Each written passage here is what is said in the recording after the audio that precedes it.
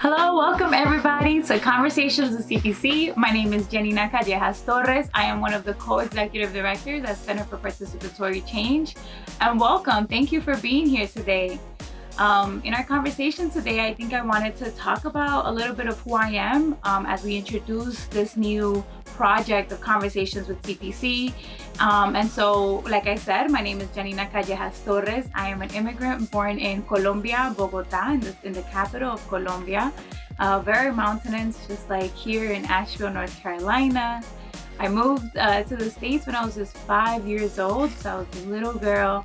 Moved to Asheville, North Carolina in 2017 after I graduated from SUNY Buffalo State, where I got a bachelor's in sociology with a dual minor in leadership and women and gender studies.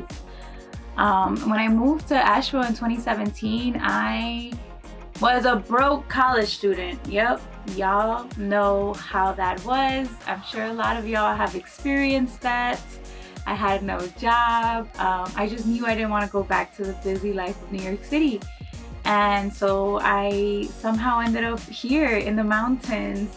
I worked for an incredible national nonprofit where I had an entry-level position.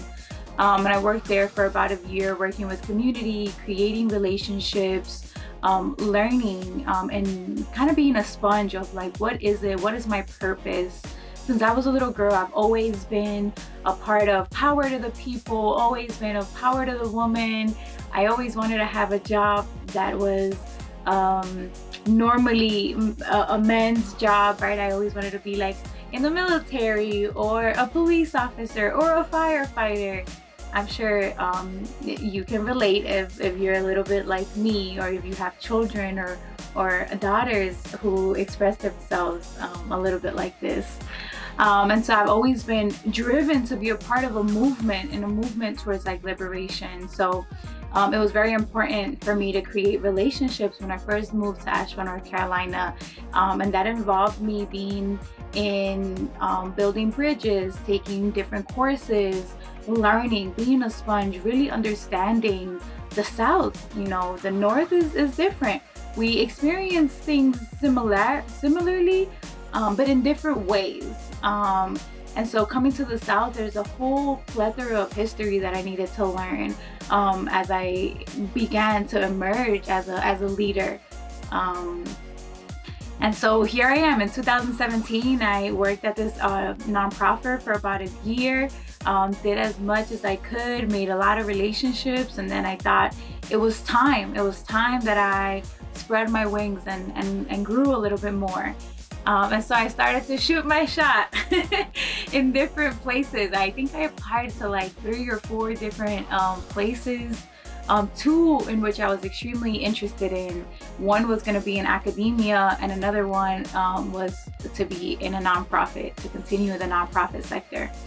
And lucky enough, I actually got both jobs, y'all. Yep, I did. I somehow managed to get both jobs. So I had this privilege, this choice of making the decision of what is it that I want to do as I'm growing in this new. Now I'm postgraduate.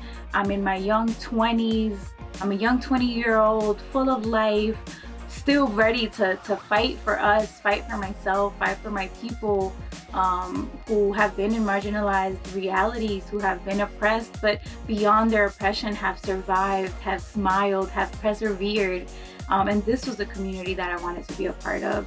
And so with that reality, I made my choice to accept working at the Center for Participatory Change as an executive director, as a co-executive director. And this model was a model that CPC is what we call it for short, because yes, Center for Participatory Change is a mouthful. I know you'll all struggle with it. But we're going to talk more about Paulo Freire's pedagogy of the oppressed, which is where participatory center comes from, you know, that popular education model. We'll talk more about that later. But back to what I was saying. So in 2018, I applied to work. I accepted my position as a co-executive director. Y'all, I was 23 years old. I'm gonna give y'all 1 second. 23 years old. Think about when you were 23 years old. What were you doing? What were you learning? What have you just experienced? Here I am. Somehow I shot my shot and got my job as an executive director. This was my dream job, y'all. Just everything I dreamed of was to be a part of a nonprofit that challenged and honored humanity, that saw people as an entirety. And I was about to be a part of it. I was honored. I was honored. And so right now I want to talk to y'all a little bit more about what that experience has been like. It's been one that's been beautiful. It's been such an honor to be a part of meeting such transformative people who have also worked at CPC. If y'all are in Asheville, you know that a lot of incredible leaders have somehow collaborated or been a part of CPC. So it was an honor for me to step into those shoes.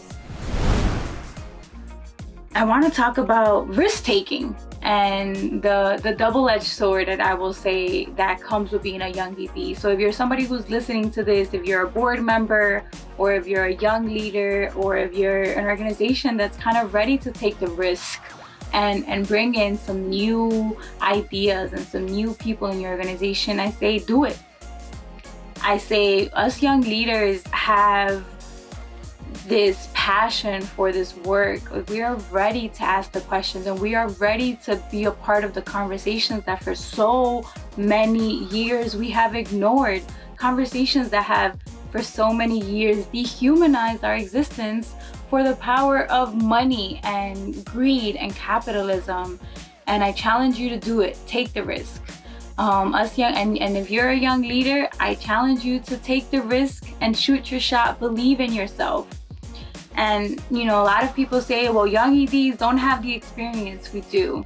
We have gone through and experienced, you know, we cannot reflect experience with age. Our experience changes based on our lived realities, right? I am Latina, I am an immigrant, you know, my parents are immigrants, and I had to be a part of this reality. And because of this, I've been able to have to learn how to problem solve. How do I support my mom? How do I support my little brother? How do I become who I need to become in school? So I have gained experience. I have been a leader my entire life. And so my age did not connect with my leadership and who I was as a person. It was my experience and the risk that I took in myself that has allowed me to be a part of being a leader. And so again, ask yourself, you know, when was the last time you took a risk? When was the last time you did something that made you feel uncomfortable? I have also learned that it's been hard. I think success as an executive director has been replicated or has mirrored what a traditional white nonprofit executive director looks like. And so I would constantly relate my success to be the success that the white culture has put on me. And there was one moment after reading The Subtle Art of Not Giving Up, just finish it. After reading that book, after reading Like Healing, after reading Osho and reading Freedom, I learned that I needed to give myself the success that I wanted as an executive director. And I needed to learn about the systems that have been created, and at the same time challenge those very systems so that they too worked and benefited the entire organization, the entire community that we were a part of.